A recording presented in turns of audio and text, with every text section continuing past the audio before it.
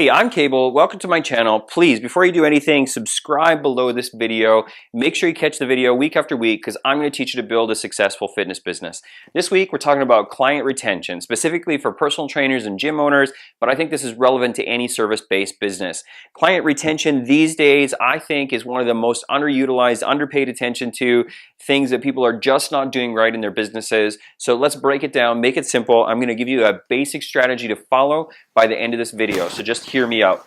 First off, client retention, it's always been about relationships. We have to have great relationships with people. When you get a chance, there's a really good book you can read called Predictably Irrational by Dan Ariely. I'll link the title of that book below this video, but in there at one point he talks about the difference between a market relationship and a social relationship. In a market relationship, like many of us have with the businesses that we buy products and goods from, we look for the lowest price. It's a commodity basis. There's no real loyalty. If a new store opens across the street or down the block that has the same thing, a better quality for a cheaper price, I'm going to go there. That is a market relationship. But a social relationship is the kind of relationship that you have with your friends when they ask you to help them move next weekend and you've got plans to watch the football game, hockey game, or whatever it is that you'd rather be doing than moving. Just about anything. Maybe even a root canal. So for that matter, it's like when a market or a social relationship rather is we'll go to the ends of the earth to help our friend. We'll lift heavy furniture all day and expect no reward. They might give us some token reward, which is more than enough. Their gratitude would have been enough. That's a social relationship. That's what we want to build and leverage with our customers in any service-based business. So we have to make sure that we're maintaining good relationships. It has to go beyond the service that we provide.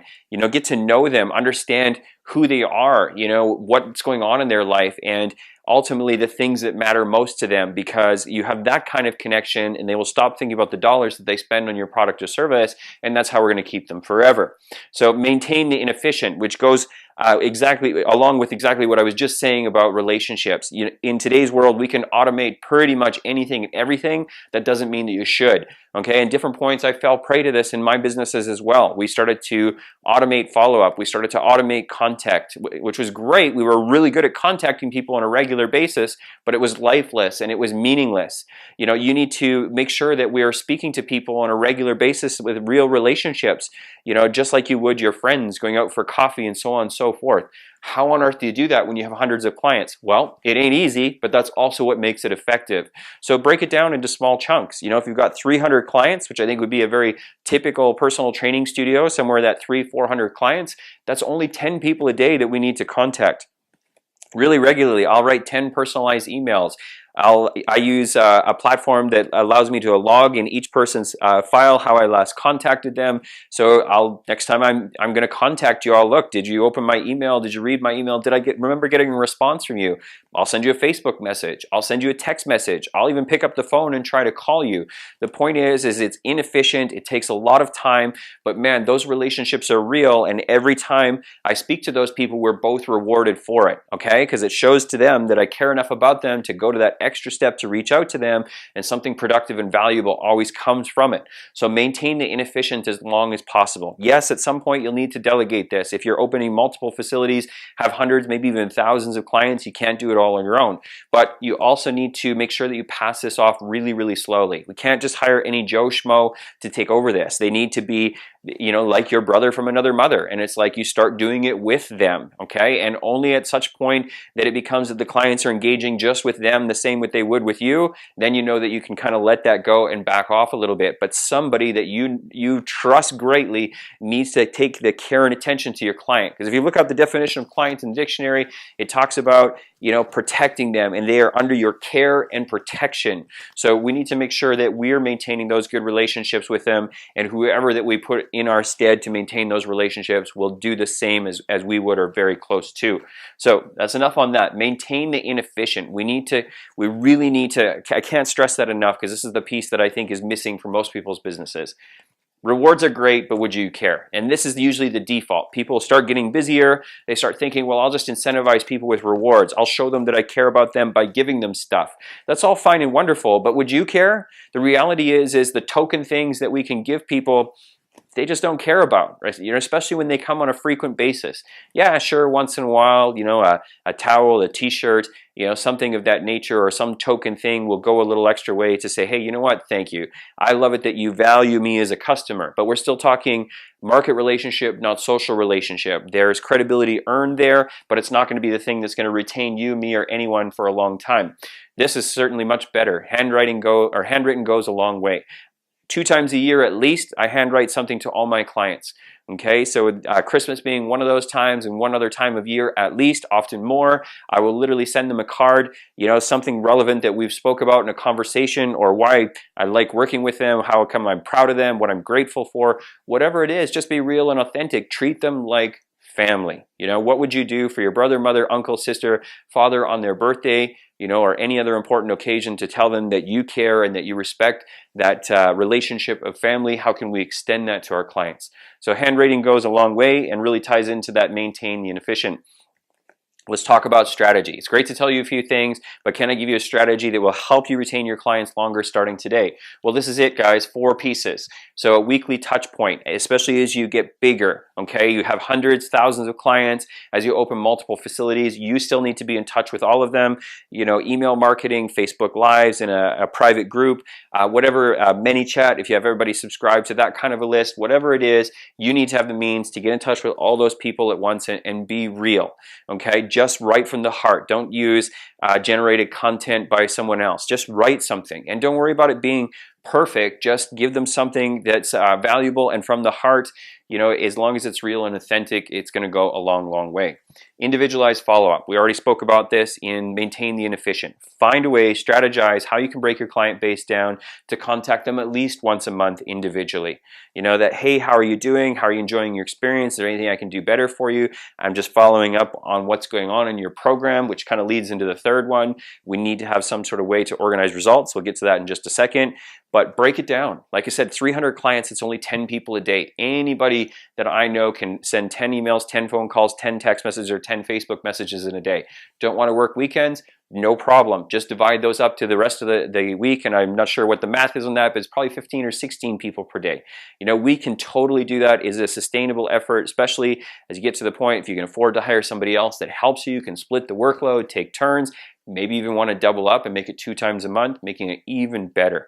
But maintain that inefficient and have that individualized follow-up as long as you possibly can, especially in our fitness space. There's just nothing more valuable than that. That's how my whole business was built. Measured results. Yep, they got to get results. Notice the most important thing here is that this isn't at the top of the list, and there's all kinds of studies and research that shows, as far as consumers go, that results are actually never at the top of their list. It is those other social outcomes that make them feel good, valued, and appreciated, and like the experience, that actually fall much higher than results. But results do need to be a factor, right? If we're not consistently producing results, why would anyone buy our service? So make sure that we have a way of collecting those results periodically from people. And people at some point need to justify and validate the expense of the service that they're paying for. So having a track record of results, or being able to show them, because we all get stuck in the gap. You know what that is, right? When you're looking at the horizon and thinking, man, life would sure be better if I was at the horizon, but you start walking toward the horizon and you never actually get there because the horizon keeps moving. We lose 5 pounds, we want to lose 5 more. We lose 10 pounds, we want to lose 10 more. Whatever it is, it's never good enough. We keep moving towards the horizon. So it's important to have that track record of results so we can visually show people and reflect with them, because that's going to keep them with us longer. And here's the last one, social bonding, right? And it really ties all of this together, because this, guys, let's be honest, it's going to fall through the cracks at times. It does for me, it will for you. We have the best of intentions. We know it's super, super important. You are going to feel overwhelmed, stuck, or behind, and just have to let it go at times. But it won't matter if the other things are in place. So social bonding is the key one, right? Giving those social opportunities for people to engage with you and speak to you in different settings. So let me give you some examples. So here's 10 good examples of social events that you can run. Okay, group dog walks. I love my dogs. Why not go to a park, ask some of your clients to meet you there, walk your dogs together, snap a couple photos, have some fun, play with the dogs. It doesn't matter if 2 people, 20 people, or 200 people show up. The point is that you create something that is, I mean, it costs nothing other than a little bit of time. It's something you probably got to do anyway, but it creates those relationships that extend that relationship even longer. Same is true of picnics, man. All the parks in the cities that I live in or have been around have all these great places that you can rent, secure, or even just show up and start using. Bring people out, a few frisbees, set up an obstacle course, have some fun, and get to know people outside of the workout, because this is what's going to keep them with you longer. Clothing exchange, something I never thought of, was brought up by our clients at some point. You know, when people start losing a lot of weight, they have all these clothes they can't use. They don't want to necessarily buy new clothes because they're not at their goal yet. So we had a few clients to set up a clothing exchange a couple times in our facilities, and it was actually a big hit. Potlucks, yep, totally. There's insurance considerations here, but you know what? If you're okay with that, I mean, a great opportunity again for social bonding, mix match, share some of your healthy recipes, or those decadent nights where everybody needs a break to just live a little and have some fun. Theme nights, things that you can easily organize with your workouts. Done this. I mean, you've seen this elsewhere. You know, bring in a DJ or something of that nature. Have some fun. You know, make it at 80s. Have some pictures. Reward the biggest or best costumes. Those types of things. Private barbecues, whether these are in your home or at parks. This was very popular for us to rent a few lanes at a bowling alley. We would just do a VIP sign up, as it only had so many spots, which actually made it even better, right? Because not everyone could come, so only those that really wanted to come would sign up, and we had a great and very small group, intimate experience that allowed us to get to know and build better relationships. Movie theater, private screenings. This can be a great one, especially if you want to do some lecture teaching before the movie. Great opportunity to fill a room that would love to learn and teach from you, and then to kind of enjoy. Not as much interaction, but it's just the point of, you know, being there, doing something that creates something to talk about for the days after, which is really, really great for improving that retention, social bonding.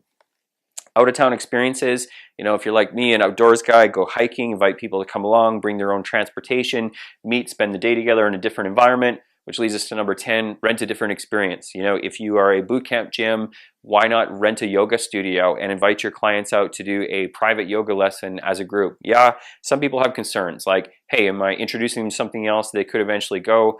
I think when you get to a point with your community and your family, I don't know if I think that's a concern or not, but it is just an idea that you can throw out there as to how you can leverage those relationships. And heck, you might even want to team up and do that back and forth as a means of sharing customers and introducing each other to different experiences that ultimately allow both businesses to grow.